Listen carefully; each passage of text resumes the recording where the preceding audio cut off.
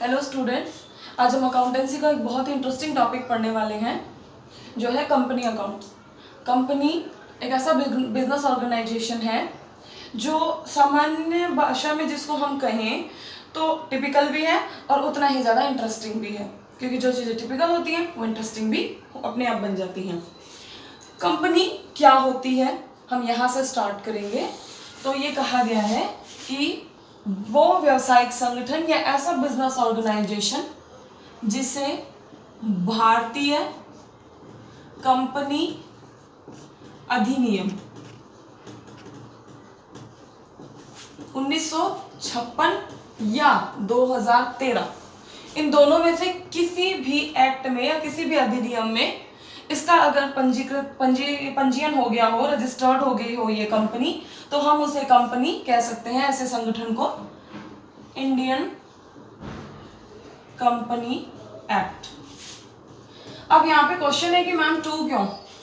तो मैं आपको बता दूं कि कंपनी के लिए पहली बार जो एक्ट बना था वो 1956 में बना था और उसके बाद लगातार इसमें संशोधन हो रहे हैं और इसका सबसे लेटेस्ट संशोधन हुआ है 2013 के अंदर।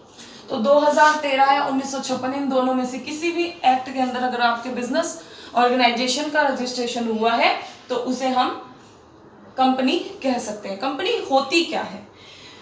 कंपनी एक ऐसा व्यवसायिक संगठन है जो कृत्रिम व्यक्ति कहा जाता है। कृत्रिम व्यक्ति इसलिए कहा जाता है क्योंकि ना तो ये सांस ले सकता है, ना बोल सकता है, ना ही हम इसे छू सकते हैं, लेकिन हम इसे महसूस कर सकते हैं। महसूस कैसे कर सकते हैं? हम इसे इसके बनाने वाले, इसके चलाने वाले, यानी हम ये कहते हैं कि इसके डायरेक्टर्स, इसके शेयर होल्डर्स और इसके प्रोप्राइटर्स, इन सब के एफर्ट्स को हम एक कंपनी के रूप में देखते हैं। तो कंपनी क्या है? भारतीय कंपनी अधिनियम 2013 की धारा 220 सेक्शन 2 और सब सेक्शन 20 के आधार पर यह कहा गया है कि कंपनी वह कृत्रिम व्यक्ति है जिसकी खुद की सार्वभौम मुद्रा है, जिसका सतत उत्तराधिकार है। अब इन सभी बातों को समझने के लिए हम इसकी विशेषताओं की ओर चलेंगे, क्योंकि किसी भी परिभाषा को डिफाइन करने के लिए उसकी विशेषताएं बहुत ज्यादा इंपॉर्टेंट रोल रखती हैं। तो इसके सबसे पहले विशेषता या मैं कह दूं कैरेक्टरिस्टिक्स क्या होंगी? सबसे पहले कृत्रिम व्यक्ति। कंपनी एक कृत्रिम व्यक्ति है। कृत्रिम व्यक्ति ये कोई भी मानवीय क्रिया, कोई भी नेचुरल एक्टिविटीज नहीं कर सकती है, लेकिन फिर भी ये वो एक्टिविटीज परफॉर्म कर सकती है जो कोई भी एक नेचुरल फिगर या हम ह्यूमन बीइंग कहें वो कर सकता है। जैसे कंपनी कोई भी असेट्स को परचेज कर सकती है, कोई भी असेट्स को सेल कर सकती है, कंपनी किसी पर क्लेम कर सकती है, किसी को लाइबल कर सकती है और कोई भी कंपनी को लाइबल कर सकता है। कंपनी जहां जहां अपने सिग्नेचर करती है वहां वहां स्टाम्प का यूज करती है। तो कहने का मतलब ये एक ह्यूमन बीइंग की तरह काम करती है, पर ये नेचुरल एक्टिविटीज नहीं करती है। ना तो ये सांस लेती है, ना ही दिखती है। दूसरा, कंपनी का जो सीमित दायित्व होता है, ये सीमित दायित्व या हम कह दें इसको लिमिटेड लाइबिलिटी क्या होती है, ये हम बात करते हैं। सीमित दायित्व से मतलब है कि कंपनी कंपनी की जो पूंजी है वो छोटे छोटे अंशों में विभाजित होती है और इन अंशों को जो खरीदते हैं उन्हें अंशधारी कहा जाता है, शेयर होल्डर कहा जाता है। तो प्रत्येक शेयर होल्डर कंपनी का स्वामी कहलाता है और वो अंशधारी जितनी राशि के उसने शेयर्स खरीदे हैं उससे ज्यादा के लिए लायबल नहीं होता। तो यानी इसके लिए एक लिमिट बन गई कि आपने अगर मान लीजिए 10,000 रुपए के शेयर्स खरीदे हैं तो कंपनी आपसे 10,000 रुपए की लिमिट तक ही कुछ पैसा मांग सकती है, चाहे वो किस्तों में मांगे, एक साथ मांगे, वो कंपनी की इच्छा है। लिमिटेड एक लिमिट बन गई है, इतने ही पैसे कंपनी मांग सकती है, इससे ज्यादा नहीं मांग सकती। अब इसे मैं एक एग्जांपल से समझाती हूँ कि मान लीजिए एक कंपनी है, मैं इसे एबीसी नाम दे देती हूँ, एबीसी लिमिटेड है। एबीसी लिमिटेड के 3 अंशधारी हैं, ए बी सी, ठीक है। तो जो ए है उसने 1 लाख रुपए के अंश खरीदे, बी ने 50,000 के अंश खरीदे हैं और सी ने भी 1 लाख रुपए के अंश खरीदे हैं। मान लीजिए कोई भी सर्कमस्टेंसेस ऐसी आती हैं कि एबीसी को पैसे की आवश्यकता होती है, या ये कह दें वो वाइंड अप कर रही होती है, तो ऐसे में कंपनी अपने अंशधारियों से, अब इसके अंशधारी कौन है, ए बी सी, ये सिर्फ ए से 1 लाख रुपए तक ही मांग सकती है। यानी अगर इस 1 लाख रुपए में से कंपनी ने कुछ भी नहीं मांगा है तो 1 लाख मांग सकती है। अगर 50% मांग चुकी है तो 50,000 और ले सकती है, उससे ज्यादा नहीं ले सकती। तो इसी लिमिट के कारण इसको लिमिटेड लायबिलिटी कहा जाता है, सीमित दायित्व कहा जाता है। फिर है कंपनी का जो उत्तराधिकार होता है वो सतत होता है। अब आपको मैं एक बात बता देती हूँ, अब उत्तराधिकार सतत से मतलब ये नहीं है कि मैनेजिंग डायरेक्टर का बेटा मैनेजिंग डायरेक्टर है, राजा का बेटा राजा है, ऐसे नहीं है। यहाँ इसका मतलब उत्तराधिकार सतत होने से मतलब है, देखो कंपनी का जो ये कह दें कि पावर है ना वो अंशों में है, अंश जिसके पास होंगे वो कंपनी का स्वामी। जब तक अंश है, अंशों का अस्तित्व है, तब तक कंपनी का अस्तित्व है। अब ये अंश अगर मेरे पास है तो मैं कंपनी की मालिक हूँ, और मान लीजिए मेरी मृत्यु से पहले मैंने ये अंश है वो किसी को ट्रांसफर कर दिए, मान लीजिए कि राम लिमिटेड या राम नाम का कोई व्यक्ति है उसको ट्रांसफर कर दिए, ठीक है, तो राम अब इसका अंश का स्वामी हो गया, तो अब मेरी जगह राम कंपनी का हिस्सेदार बन गया। तो ये एक सतत उत्तराधिकार है, आगे से आगे अंश ट्रांसफर होते जाते हैं और आगे से आगे इसका उत्तराधिकार भी चलता रहता है। यानी कंपनी जब तक कानून के द्वारा खुद समाप्त नहीं होती तब तक इसका वाइंड अप होना मुश्किल है। उसके बाद ये है कानून द्वारा निर्मित, मेड बाय लॉ।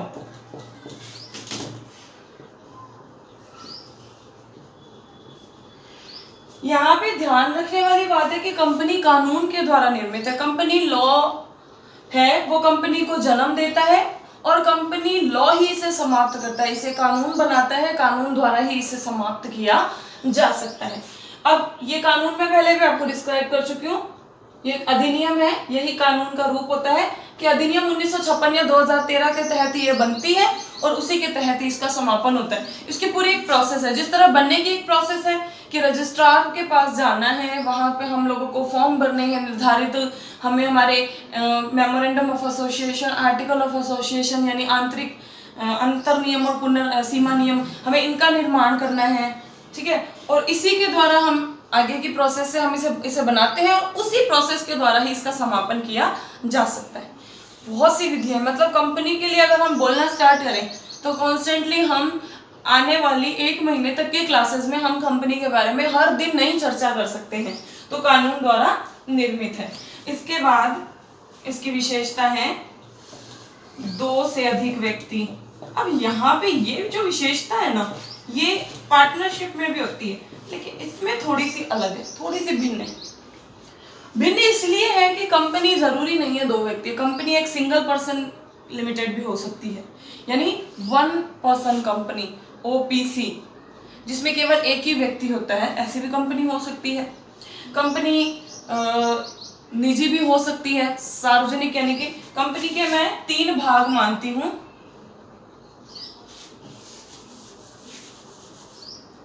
कंपनी के 3 प्रकार हैं। पहला, एक व्यक्ति कंपनी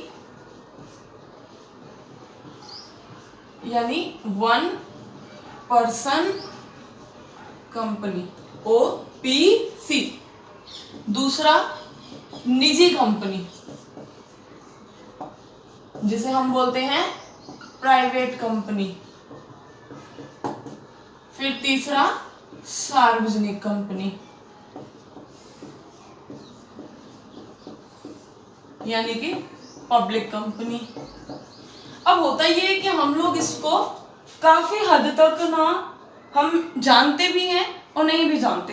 अब हम अगर ये कहते हैं कि ऊपर ऊपर से अगर हम कभी पढ़े होंगे तो निजी और सार्वजनिक कंपनी की जब भी बात आएगी तो हम यही कहेंगे जहां सरकार की भागीदारी है वो पब्लिक कंपनी है और जहां पूरा प्राइवेट का ऑथराइजेशन है वो निजी कंपनी है। लेकिन ये तो सिर्फ ऊपर ऊपर से हमने ही इसको पढ़ा है। अगर हम इसके डीप में जाएंगे तो हम इसकी कैरेक्टरिस्टिक्स भी पढ़ेंगे और हम अच्छे से पता कर सकते हैं कि इन दोनों में क्या डिफरेंस है।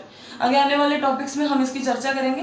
फिलहाल हम इसकी विशेषताओं के बारे में पढ़ रहे हैं। मैं एक बार फिर से रिवाइज कर देती हूँ। कंपनी एक कृत्रिम व्यक्ति है, इसका सीमित दायित्व होता है, उत्तराधिकार सतत होता है, कानून द्वारा निर्मित होती है, कानून के द्वारा समाप्त होती है, 2 या 2 से अधिक व्यक्ति। फिर कंपनी के प्रकार भी पढ़े हम लोगों ने। अब इसकी एक विशेषता और है कि कंपनी की एक सार्वमुद्रा होती है। सार्वमुद्रा यानी कि कंपनी का स्टाम्प होता है। देखिए, कंपनी जहां स्वयं हस्ताक्षर नहीं कर सकती, ठीक है, वहां पर कंपनी स्टाम्प का निर्माण करती है, वहां कंपनी स्टाम्प का यूज करती है। सार्वमुद्रा, जैसे कि अब मैं आपको एक उदाहरण के द्वारा समझाना चाहती हूँ कि मान लीजिए आप स्टूडेंट्स हैं, आपको मार्कशीट मिलती है, जब तक देवेंद्र बाल भारती का वहां पर स्टाम्प नहीं लगा हुआ होगा तब तक वो जो मार्कशीट है वो देवेंद्र बाल भारती की नहीं मानी जाएगी। जैसे ही प्रिंसिपल मैम की वहाँ पे स्टाम्प लग जाएगी, स्कूल की स्टाम्प लग जाएगी, वहाँ पर सिग्नेचर हो जाएंगे मैम के, तो उसके बाद हम कह सकते हैं कि ये एकदम ऑथोराइज है। अगर वो स्टाम्प नहीं है तो हम ये मानेंगे कि ये एकदम फर्जी अंक तालिका बनाई गई है, फर्जी मार्कशीट बनाई गई है। तो उसी प्रकार अब इसको कंपनी के पर्सपेक्टिव में देखेंगे तो कंपनी का कोई भी डॉक्यूमेंट्स तभी कंपनी का माना जाएगा जब उस पर कंपनी की स्टाम्प लगी हुई होगी। एक खाली कागज भी कंपनी का प्रतिनिधित्व कर सकता है अगर उस पर स्टाम्प लगी हुई हो तो, ठीक है। तो सार्वमुद्रा कंपनी के हस्ताक्षर की भांति होते हैं कि स्टाम्प लगने के बाद वो जो कागज है, वो जो दस्तावेज है, वो जो डॉक्यूमेंट है, वो हम कंपनी से लिंक कर सकते हैं, कंपनी को उस कागज पे लिखे हुए कार्य के लिए उत्तरदायी कर सकते हैं। इसके बाद हम कंपनी के प्रकारों के बारे में चर्चा करेंगे। कंपनी के प्रकार,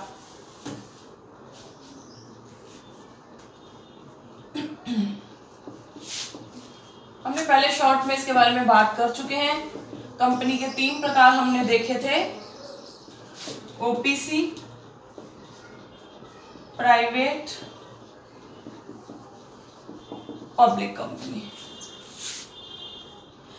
ओपीसी 1 पर्सन कंपनी होती है जिसमें केवल एक ही व्यक्ति होता है। प्राइवेट निजी कंपनी जिसमें 2 या 2 से अधिक व्यक्ति होते हैं, मिनिमम 2 है, मैक्सिमम की सीमा भी हम आपसे बात करेंगे। और पब्लिक कंपनी वो जिसमें मिनिमम 7 व्यक्ति होते हैं, 7 पर्सन, 7 मेंबर्स होते हैं, और अधिकतम की कोई सीमा भी हम आपके इस बारे में विचार करेंगे आगे। तो ये कंपनी के प्रकार हैं, ओपीसी, प्राइवेट और पब्लिक। इसके बाद हम आगे और भी चर्चा करेंगे आने वाली वीडियोस में। Thank you.